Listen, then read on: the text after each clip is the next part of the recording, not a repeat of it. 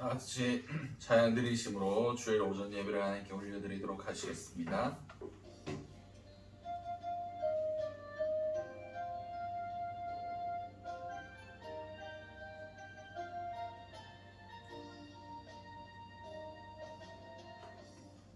하늘의 문을 여소서, 이곳을 주목하소서. 주를 향한 노래가 꺼지지 않으니 하늘을 열고 보소서. 이곳에 임재하소서. 주님을 기다립니다. 기도의 향기가 하늘에 닿으니 주여 임재하여 주소서. 이곳에 오셔서 이곳에 앉으소서. 이곳에서 드리는 예배를 받으소서. 주님의 이름만이, 오직 주의 이름만 이곳에 있습니다. 이곳에 오셔서 이곳에 앉으소서. 이곳에서 드리는 예배를 받으소서. 주님의 이름만이, 오직 주의 이름만 이곳에 있습니다.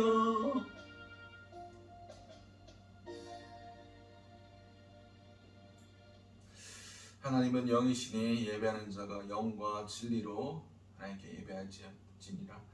사랑하는 충만하신 하나님 아버지, 은혜를 너무나 감사드립니다. 오늘 이 시간 가운데 우리의 예배를 주님께서 찾아오셔서 이곳에 자정하시고 우리가 올려드리는 모든 기도와 모든 찬양과 모든 예배 가운데 주님께서 기뻐하여 주시고 온전히 우리의 모든 것들을 받아 주시옵소서. 이 모든 것들이 살아계신 우리 주 예수 그리스도의 이름으로 기도드렸습니다. 아멘. 사도신경으로 우리의 신앙을 하나님께 고백하도록 하겠습니다. 나는 전능하신 아버지 하나님 천지의 창조주를 믿습니다. 나는 그의 유일하신 아들 우리 주 예수 그리스도를 믿습니다.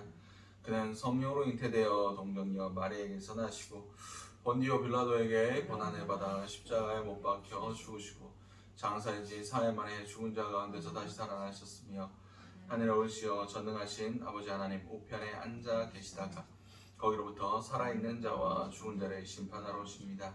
나는 성령을 믿으며 거룩한 공교회와 성도의 교제와 죄를 용서받는 것과 몸의 부활과 영생을 믿습니다. 아멘. 찬송가 246장 찬양 드리시겠습니다.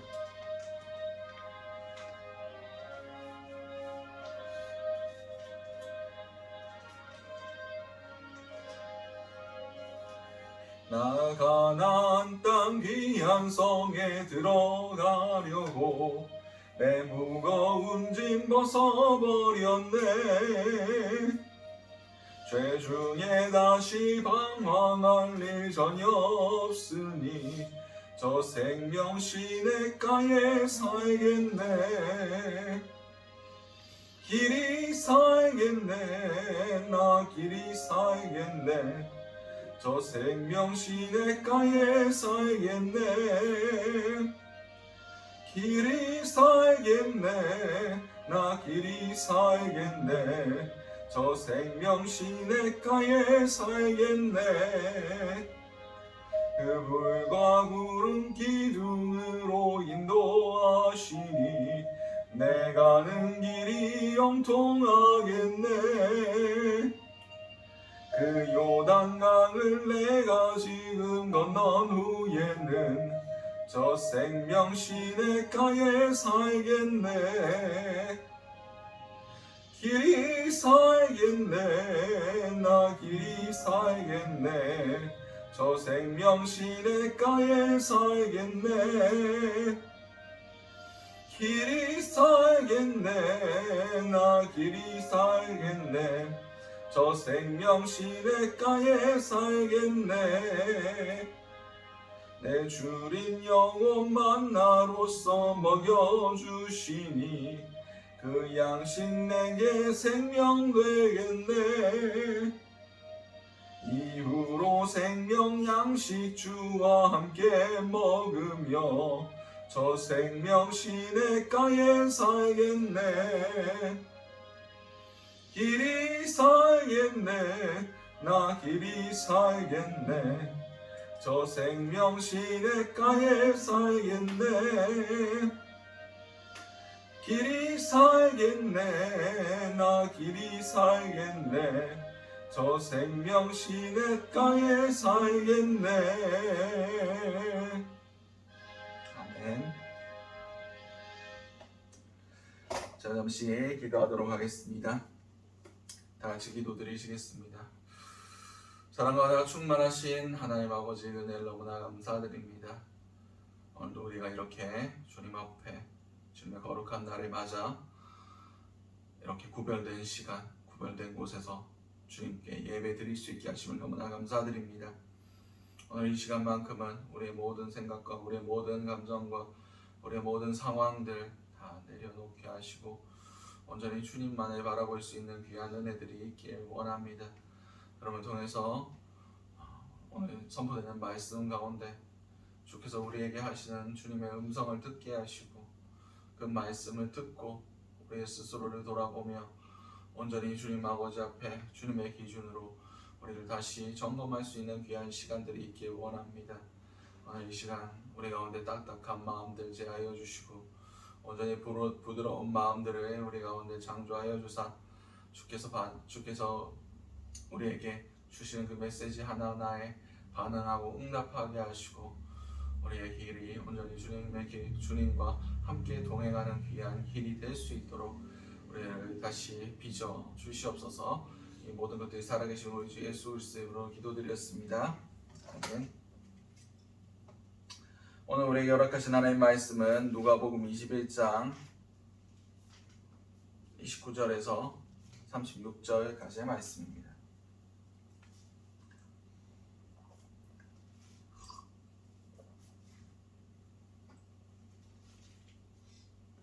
누가복음 21장 29절에서 36절까지의 말씀입니다. 제가 가진 성경으로는 신약 133면이 됩니다. 우리 다 찾으신 줄 알고 누가복음 21장 29절에서 36절까지의 말씀을 우리 한 목소리로 합독하시도록 하시겠습니다. 이에 비유로 이르시되 무화과 나무와 모든 나무를 보라. 싹이 나면 너희가 보고 여름이 가까운 줄 자연히 아나니 이와 같이 너희가 이런 일이 일어나는 것을 보거든 하나님의 나라가 가까이 온 줄 알라. 내가 진실로 너희에게 말하노니 이 세대가 지나가기 전에 이 모든 일이 다 이루어지리라. 천지는 없어지겠으나 내 말은 없어지지 아니하리라. 너희는 스스로 조심하라. 그렇지 않으면 방탕함과 술취함과 생활의 염려로 마음이 둔하여지고 뜻밖의 그날이 덫과 같이 너희에게 임하리라. 이 날은 온 지구상에 거하는 모든 사람에게 임하리라. 이러므로 너희는 장차 올 이 모든 일을 능히 피하고 인자 앞에 서도록 항상 기도하며 깨어 있으라 하시니라. 아멘. 오늘 우리에게 허락하신 누가복음 21장 29절에서 36절까지의 말씀을 가지고 깨어있지 못하게 하는 것들 이라는 제목으로 함께 은혜를 나눴으면 좋겠습니다. 오늘 이 본문은 예수님께서 이제 생애 마지막 일주일, 그러니까 이제 종려 주일에 예루살렘에 올라가시고 그 주에 있었던 일입니다. 그 주 화요일에 많은 사람들과 예수님의 권위에 대해서 변론도 하시고 굉장히 바쁘셨던 날이었습니다. 그래서 성전에서 그 헌금 내는 사람들을 다 둘러보시고 과부의 2렙돈을 이 중에 이 과부가 가장 많이 내었다. 다른 사람들은 풍족한 중에 내었지만 이 사람은 가난한 중에 자신의 생활비 모든 것들 두 렙돈을 하나님께 드렸다 하면서 그 모든 사람들보다 많이 드렸다고 칭찬하시고 이제 그 칭찬을 마치시고 성전에서 나오실 때 제자들이 성전을 보고 얘기합니다. 이 성전이 어떻습니까? 예수님 당시 아직 성전 짓고 있는 중이었습니다. 헤롯 성전이 지금 계속해서 기원전부터 지금까지 짓고 있는 상황이었고 이걸 70년간 지었습니다. 그래서 아직 완공되기 전이었지만 아직 그래도 어느 정도 규모를 갖췄고 그런 대로 굉장히 아름답고 웅장하게 지어놨던 것 같습니다. 그 상황 가운데 제자들이 이 성전이 어떻습니까? 이 성전에 돌 쌓은 것 이렇게 아름답게 꾸며놓은 것이 어떻습니까? 라고 얘기했을 때 예수님께서 이제 때가 되면 돌 하나도 남겨두지 아니하고 다 무너질 것이다 라고 예언을 했더니 제자들이 깜짝 놀랍니다. 그래서 그 날이 언제 일어날까? 그 심판의 날, 그 두려움의 날, 이 성전이 무너지는 날. 이스라엘 사람들에게 성전이라는 것은 영원한 것이었습니다. 그들의 관념 가운데 하나님의 성전, 하나님의 집, 하나님이 우리와 함께 하신다는 증거, 그것이 성전이었습니다. 근데 예수님께서 성전이 무너질 거다 라는 얘기를 하시니까 마지막 때가 오는 거구나, 이 세상이 망하려나 보다, 그런 두려움을 가지고 예수님께 이 마지막 때, 그때가 언제입니까? 라고 물어봅니다. 그래서 여러 가지 징조들에 대해서 말씀하고 계십니다. 10절 말씀에 또 이르시되 민족이 민족을, 나라가 나라를 대적하여 일어나겠고 곳곳에 큰 지진과 기근과 전염병이 있겠고 또 무서운 일이 하늘로부터 큰 징조들이 있으리라. 이 모든 일 전에 내 이름으로 말미암아 너희에게 손대어 박해하며 회당과 옥에 넘겨주며 임금들과 집권자들 앞에 끌어가려니와 이 일이 도리어 너희에게 증거가 되리라.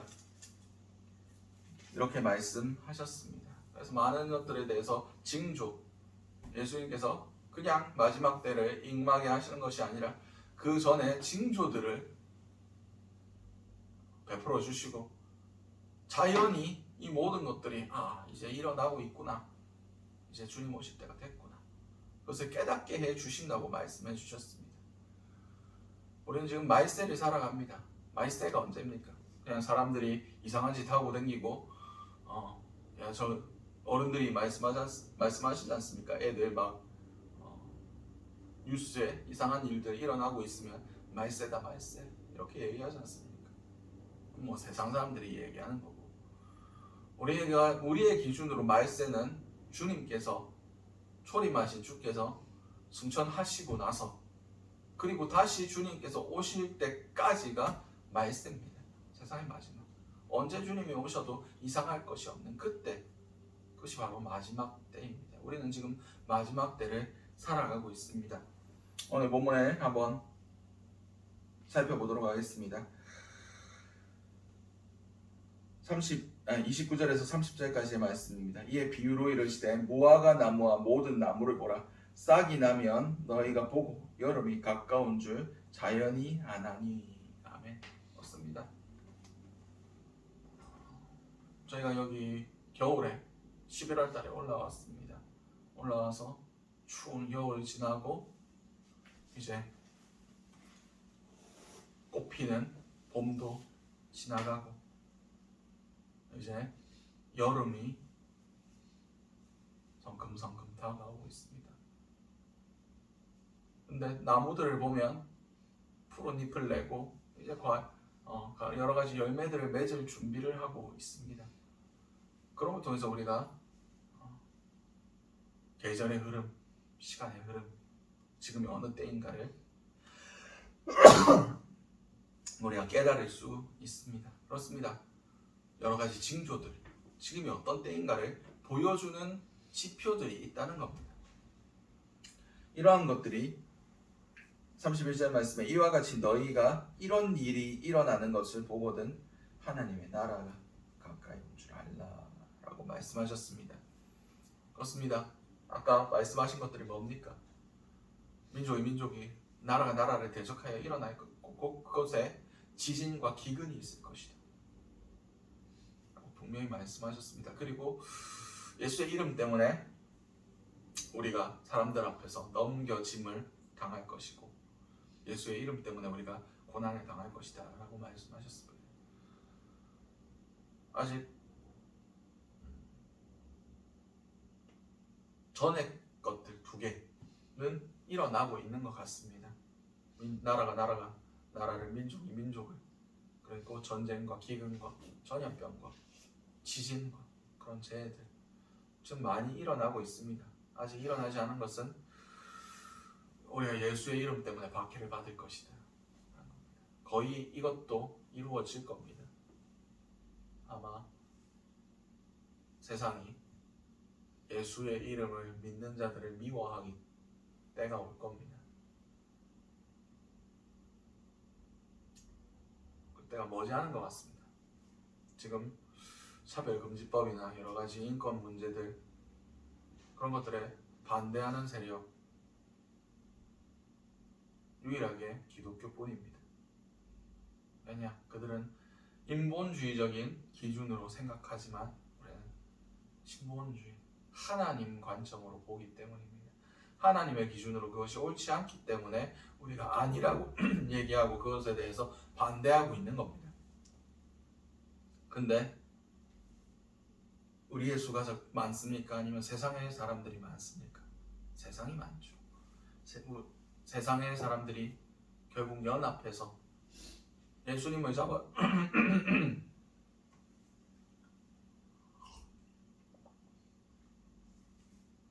예수님을 십자가에 못 박을 때도 사두개인이나 바리새인들이나 헤롯 왕이나 빌라도나 다 사이가 안 좋았습니다. 근데 복음 밖에 있는 세력들, 하나님 밖에 있는 세력들이 예수님을 십자가에 못 박으려고 그날의 친구가 되었다. 다 하나가 된다는 겁니다. 예수를 핍박하기 위하여. 그와 동일한 일이 우리 가운데 일어날 겁니다. 예수 믿는 우리를 핍박하기 위하여 세상의 모든 세력들이 하나로 합쳐지고 한 목소리를 내어 우리를 비판할 겁니다. 우리를 핍박하고 우리에게 어려움을 줄 겁니다. 아직 이거는 일어나지 않았습니다. 근데 지금 그 전의 것들, 기근이나 전쟁이나 그런 것들 이제 닥쳐올 겁니다. 뉴스에서 계속 얘기하고 있지 않습니까? 경제에 대한 퍼펙트 스톰이 온다. 완벽한 재앙이 온다. 인간이 어떻게 할 수 없는 그럴 만한 재앙이 덮쳐온다. 간단하게 우크라이나 전쟁만 놓고 보는 게 아니라 기후 문제들, 식량난들, 모든 것들 우리가 감당하지 못할 만큼 어마어마한 경제적인 파동이 있을 겁니다.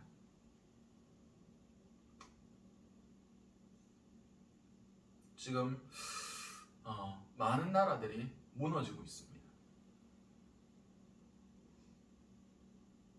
지금 거의 우리나라 IMF 사태와 비슷한 그런 사태들이 지금 가난한 나라부터 계속해서 일어나고 있습니다. 아마 올해 안에 세계 정세가 많이 변할 겁니다.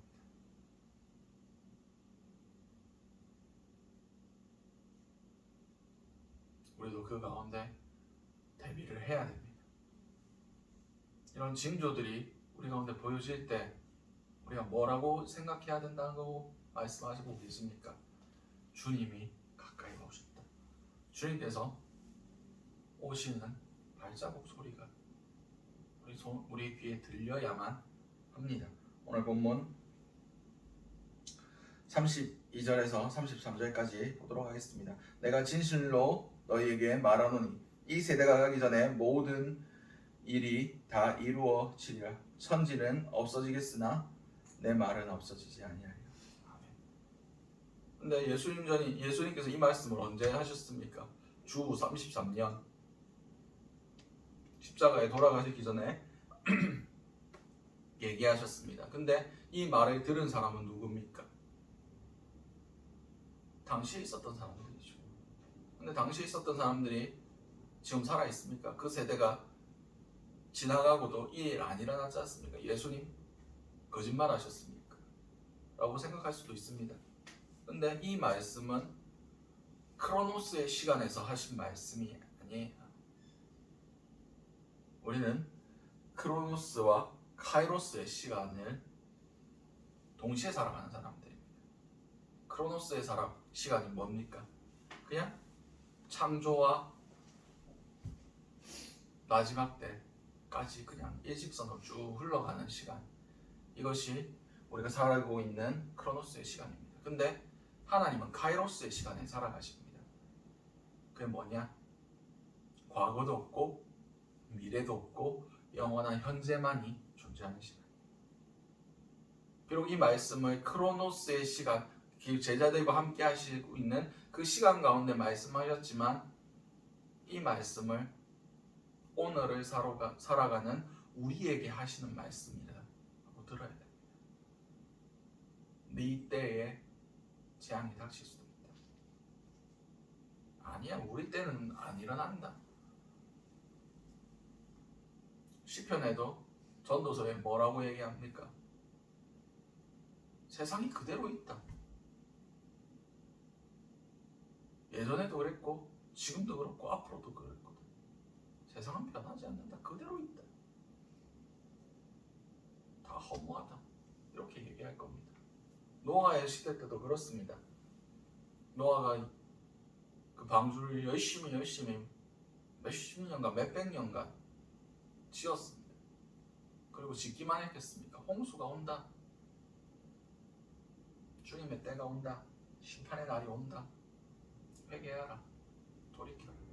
라고 얘기했을 때 사람들이 뭘 했습니까? 비웃었습니다. 아니, 비도 안 내리는 이때에 당시 비가 안 내렸습니다. 하늘 위에 물이 있어서 수증기가 땅에서 이슬만이 그 모든 작물의 수분을 공급하고 가장 완벽한 시스템으로 이렇게 돌아가고 있었습니다. 그래서 사람들이 몇백 년간 살 수 있었습니다. 하나님이 모든 것을 다 시스템에 놓고 관리를 하고 계셨으니까. 이런 비도 안 오는 상황 가운데 홍수가 나서 모든 것이 잠긴다. 말도 안 되는 소리다. 비라도 조금 내리면 뭐 문제가 있나 보다 싶겠지만 아무것도 없었습니다. 그들에게 보여지는 징조 하나 있는 것은 노아가 방주를 거의 다 지어간다. 이거밖에 없었습니다. 근데 어떻게 됐습니까? 많은 사람들이 자기 할 일 하다가 하나님의 시각으로 그것을 보지 못하고 그 징조들을 보지 못하고 그냥 살아가다가 죽었습니다. 우리의 때도 그러할 겁니다.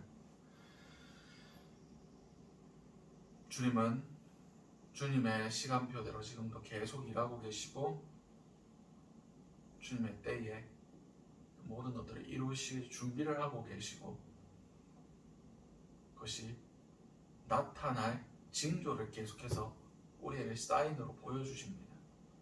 왜 보여주시겠습니까? 왜 코로나 팬데믹이 일어났고 왜 우크라이나 사태가 일어났고 왜 좀 있으면 식량 대란이 일어나겠습니까? 이유는 하나입니다. 깨어있으라. 이유는 하나입니다. 준비하라고. 우리는 이 모든 것들을 볼 수 있는 지혜가 있어야 됩니다. 그런데 이 지혜를 가지지 못하게 하는 것들이 무엇이라고 얘기합니까? 오늘 보면 34절입니다. 너희는 스스로 조심하라. 그렇지 않으면 방탕함과 술 취함과 생활의 염려로 마음이 둔하여지고 뜻밖의 그 날이 덫과 같이 너에게 임하리라. 아멘. 그렇습니다. 우리가 스스로 조심하지 않으면 무엇에 빠지게 된다는 겁니까? 방탕함과 술 취함과 생활의 염려. 방탕함이라는 것은 과식하다, 과음하다 라고 표현되어 있습니다. 다시 말해서 절제가 되지 않는 상황입니다. 중독이 되어 있는 겁니다.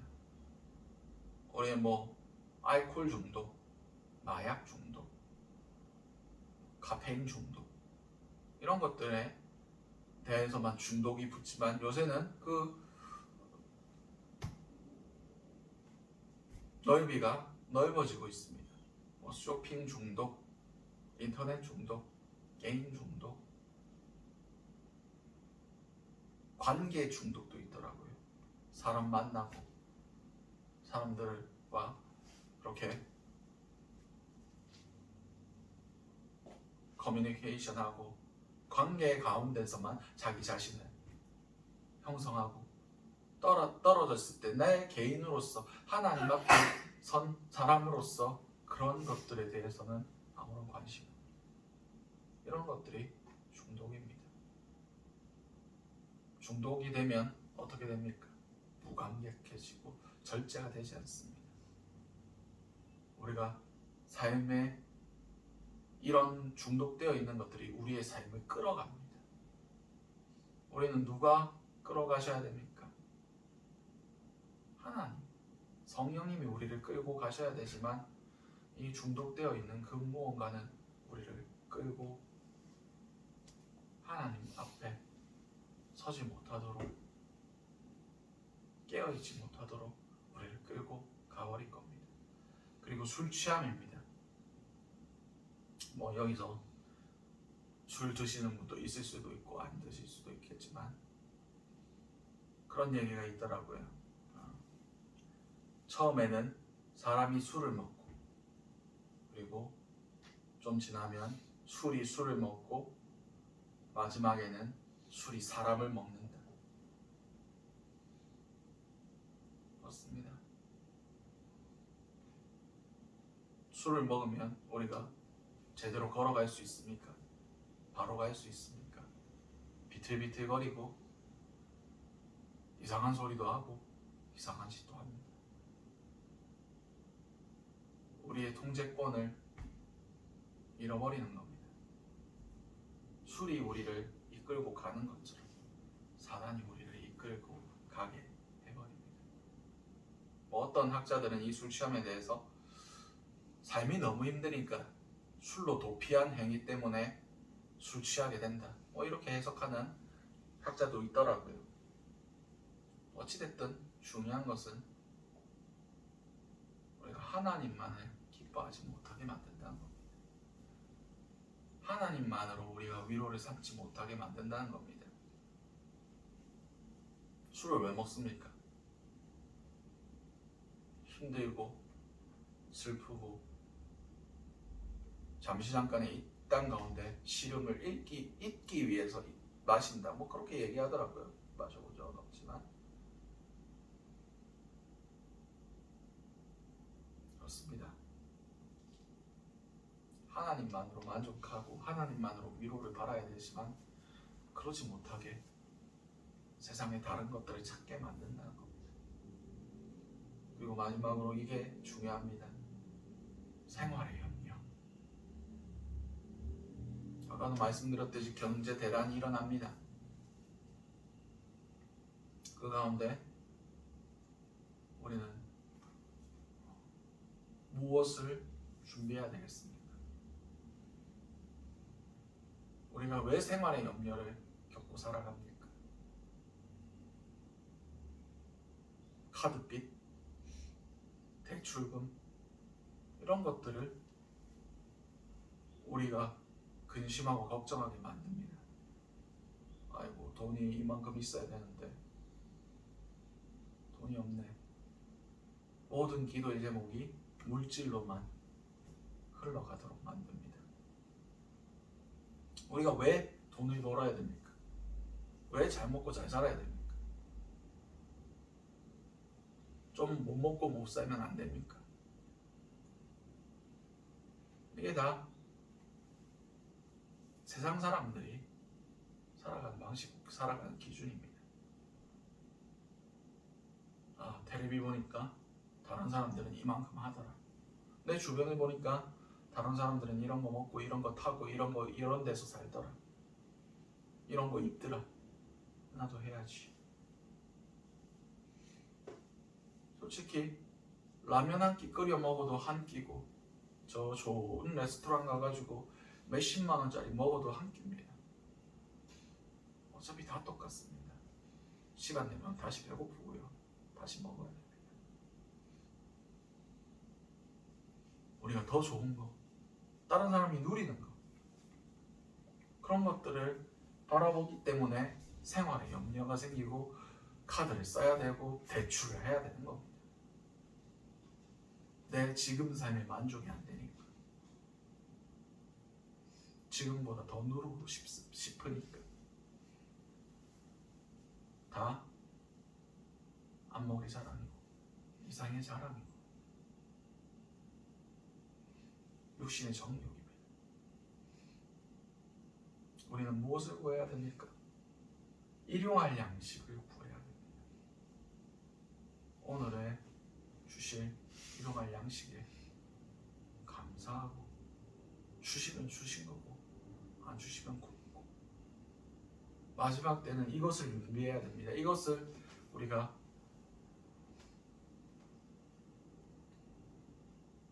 대비하며 살아야 됩니다.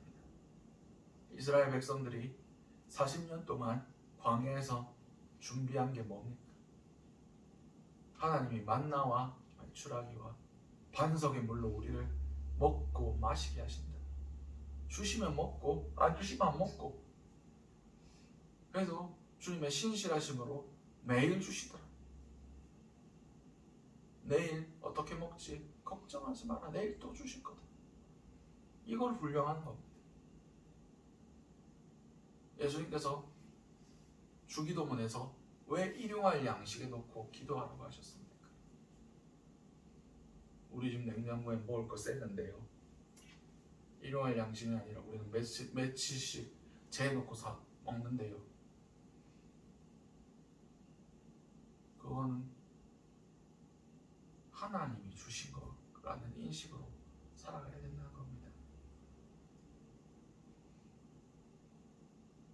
하나님께서 마지막 때 우리에게 기근을 허락하시고, 그리고 우리가 경제적으로 고립되게 만드실 겁니다. 세상이 그렇게 만들 겁니다. 그때 우리가 지금 같은 생활 패턴, 더 좋은 거, 더 누릴 거, 이런 거 찾다가는 우리 믿음을 지킬 수가 없습니다. 지금부터 주님 주신 것에 만족하는 삶, 작은 것에 기뻐하는 삶, 세상 사람들과 비교하지 않는 삶, 더 누리려고 하지 않는 삶, 생활의 염려에 매이지 않는 삶 준비하셔야 됩니다. 이런 것들이 우리를 이끌어갈 때 우리의 마음은 둔하여집니다. 둔하여져서 무엇을 못 봅니까? 주님의 징조를 못 봅니다. 마지막 때가 오고 있는 것을 못 봅니다. 그래서 세상의 것들만 바라보고 있다가 덫처럼 그날이 임할 것이다. 짐승들이 덫에 걸리면 어떻게 됩니까? 죽죠. 그냥 한 방에 죽는 것도 아니고 서서히 죽어갑니다. 확정된 종말을 향해서 가는 겁니다. 발버둥 치면 발버둥 칠수록 더 큰 고통을 당하게 됩니다. 그렇지 않기 위해서는 우리가 무엇을 해야 됩니까? 우리의 마음을 부드럽게 해야 됩니다. 방탕함과 술 취함과 생활의 염려들은 이런 것들을 둔하게 만들어버리고 우리의 시각이 하늘의 징조 하나님의 메시지를 받지 못하고 이 세상의 문제들에게 묶어버리려고 하는 사단의 계략입니다. 야, 니 지금 기도할 때가 먹고 살 문제를 걱정해야지. 돈 벌어야지. 그렇게 해서 밥비를 먹고 살겠나? 이 나이에 대해서 집 한 채 사야지. 차도 좋은 거 타고 다녀야지. 그런 메시지들을 계속 줍니다.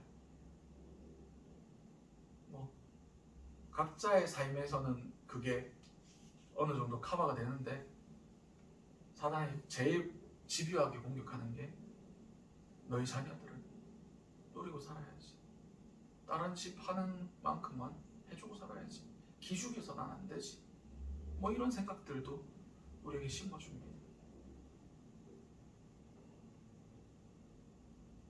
그런 것들에 대해서 우리가 어떻게 예비해야 되겠습니까? 어떻게 준비해야 되겠습니까? 우리 가운데 우리가 비록 우리의 육신은 질그릇 같지만 우리 가운데 보배를 담아주셨다는 것을 우리는 기억하며 살아가야 됩니다. 세상의 기준, 세상이 이야기하는 것에 휩쓸리지 아니하려면 우리의 기준이 바로 서야 됩니다. 우리의 마음이 둔하여지지 않도록 하나님만을 바라보며 살아가야만 합니다. 35절 말씀에 이 날은 온 지구상에 거하는 모든 사람에게 이 말이라. 그렇습니다. 피할 곳이 없다는 겁니다. 이스라엘의 재앙이 닥치면 저 안전한 곳에 가야지. 사람들이 재난 영화 보면 그런 얘기 있지 않습니까? 안전한 남극 대륙으로 가야 된다. 거기에 지구가 핵전쟁이 일어나도 피할 수 있는 벙커가 있다. 우리는 그쪽으로 피해야 된다. 그런 얘기를 합니다. 아니요, 지금 그 모든 것들은 범지구적으로 모든 인류에게 임할 일입니다. 우리가 숨어 있다고 재앙을 피하겠습니까? 하나님의 임재하심은 그렇게 오는 것이 아닙니다. 우리가 피할 수 있다고 피할 수 있는 게 아니에요. 우리도 고난 당할 겁니다. 우리도 그 재앙 가운데 같이 고통 당할 겁니다. 그러나 준비한 자만이 그 가운데 우리의 믿음을 빼앗기지 않을 수가 있습니다. 마지막 결론입니다. 천지는 그러므로 너희는 장차 올 이 모든 일을 능히 피하고 인자 앞에 서도록 항상 기도하며 깨어있으라 하십니다. 그렇습니다. 사단은 덫과 같이 올무와 같이 우리를 넘어뜨리려고 무너뜨리려고 하나님 앞에 서지 못하도록 우리의 마음을 딱딱하게 만들고 둔해지게 만들고 하나님의 징조를 잘 보지 못하게 만들 겁니다. 그러나 그 가운데서 우리가 마지막에 서야 할 곳이 어디냐? 우리가 항상 서 있어야 할 곳이 무엇이냐 말씀하고 계십니다. 인자 앞에 서도록 모든 일을 능히 피하고 인자 앞에 서도록 우리가 예수 그리스도 앞에 결국 서야 된다는 것, 이것을 기억해 하셔야 합니다. 예수 앞에 서기 위해서는 항상 기도하고 깨어있으라 말씀하십니다. 기도하고 깨어있으라. 사단은 우리를 잠들게 합니다. 우리를 기도하지 못하게 만듭니다. 우리가 무감각하게 만듭니다. 우리가 하나님의 징조에 대해서 마지막 때에 대해서 준비하지 못하게 만듭니다. 그건 너와 상관없는 일이다. 네가 걱정할 일이 아니다. 라고 얘기합니다. 우리는 파수꾼입니다. 파수꾼이 뭐 하는 사람입니까? 깨어서 전쟁이 일어나는 것을, 적군이 쳐들어오는 것을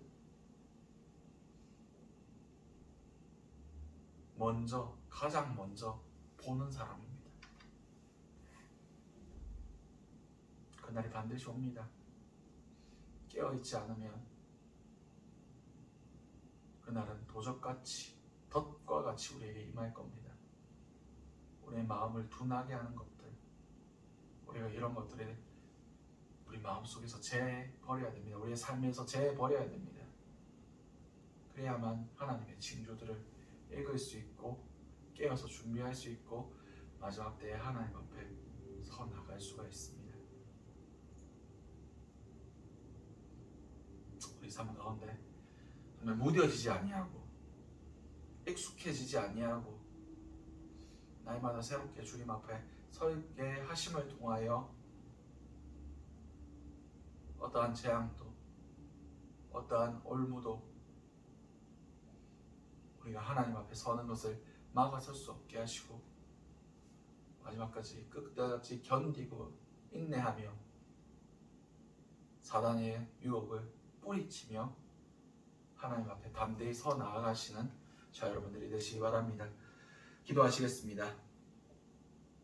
사랑과 은혜가 충만하신 하나님 아버지, 그 은혜를 너무나 감사드립니다. 사단은 방탕함과 술 취함과 생활의 염려로 우리의 마음들을 굳어지게 만들고 무감각해지게 만들고 익숙해지게 만들고 있습니다. 그러나 이런 상황 가운데서도 지금도 우리에게 말씀하고 계시고 지금도 우리에게 깨어있으라 명령하시는 주님의 음성을 듣기를 원합니다. 그러므로 통해서 우리가 항상 주님 아버지 앞에서 기도하며 깨어있을 수 있음을 통하여 주님의 발자국 소리가 들리게 하시고 주님의 명확한 메시지와 경고들이 우리의 귀에 들려짐을 통하여 우리가 마지막 때를 준비하며 살아갈 수 있는 그런 자들이 될 수 있기를 원합니다. 우리를 불쌍히 여겨주시고 아버지 주님 앞에 마지막 때에 설 수 있도록 우리를 이끌어 주시옵소서. 이 모든 것들 살아계신 우리 주 예수 그리스도 이름으로 기도드렸습니다. 아멘. 찬송가 180장 찬양 들으심으로 준비하신 예물 하나님께 올려드리도록 하시겠습니다.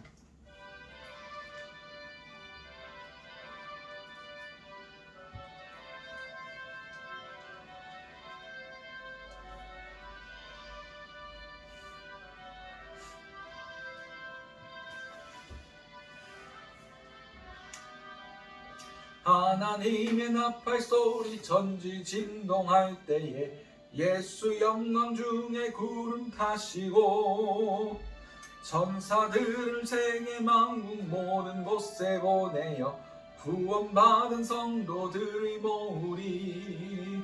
나팔 불 때 나의 이름, 나팔 불 때 나의 이름, 나팔 불 때 나의 이름, 부를 때에 잔치 참여하겠네.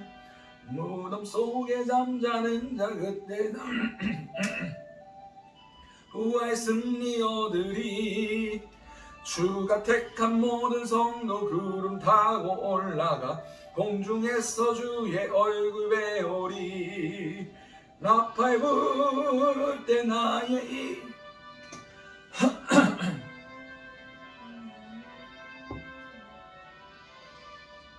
때 나의 이름, 부를 때에 잔치 참여하겠네.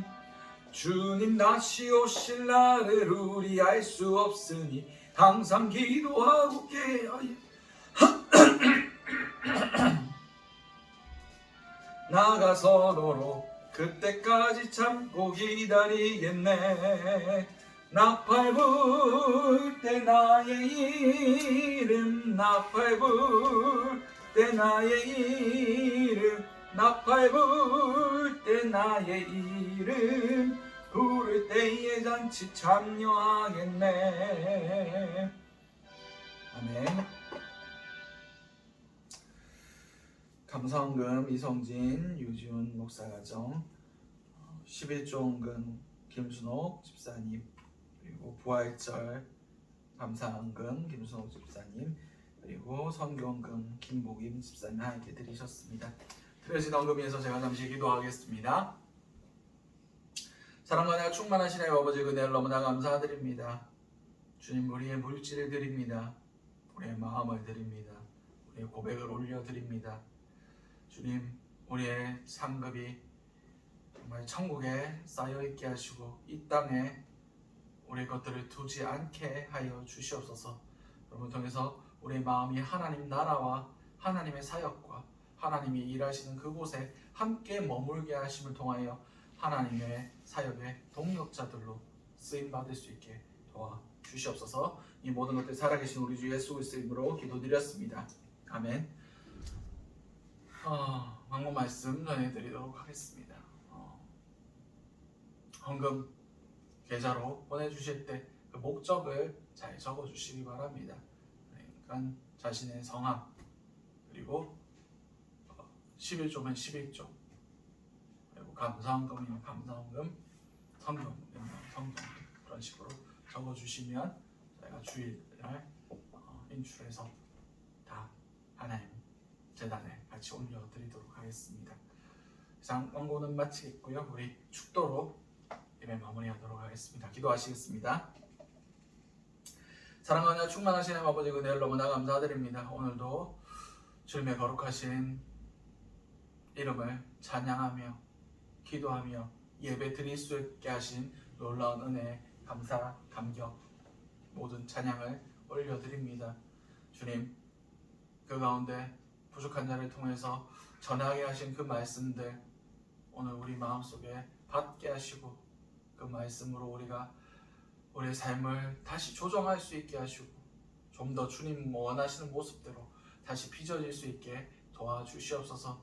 그 말씀들 항상 생각나게 하시고 그 말씀에 비추어서 우리의 삶을 살아갈 수 있는 지혜 있는 자들이 될 수 있게 도와주시옵소서.